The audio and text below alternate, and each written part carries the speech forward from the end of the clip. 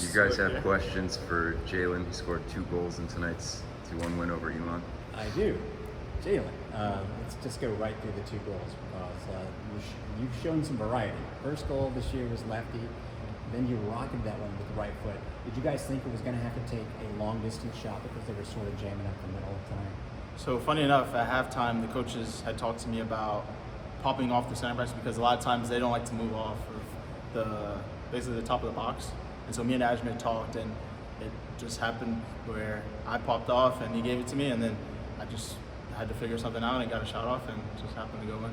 Well, it sounded like you had some intel on Elon. Tell people. I mean, you played against him a few times. Did you take anything from that tonight? Yeah, for sure. I know the center backs are always very good.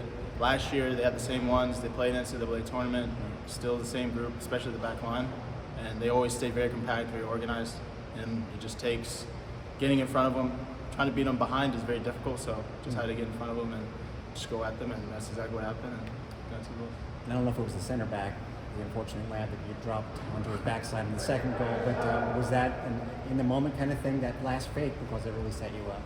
So when I got him behind, I saw him sprinting, and I knew he would overcommit, so it was just faking and going past him. Funny enough, I'm close with him, and I know where he was. Oh, yeah? Yeah. Sorry about that. Yeah. So my first question for you is, you made those 2 shots, one was being assisted by Spangler. Can you kind of talk about what was going through your head during that? Was it like you saw each other on the field, the connection just kind of hit?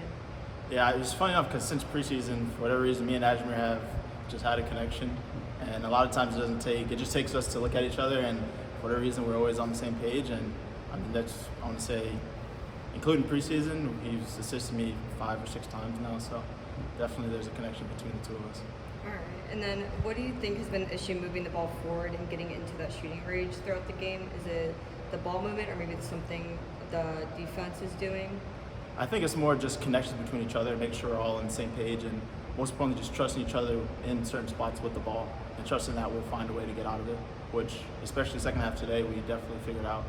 And even though we might have had a man on us or something, trust somebody to get out of the situation and move the ball forward.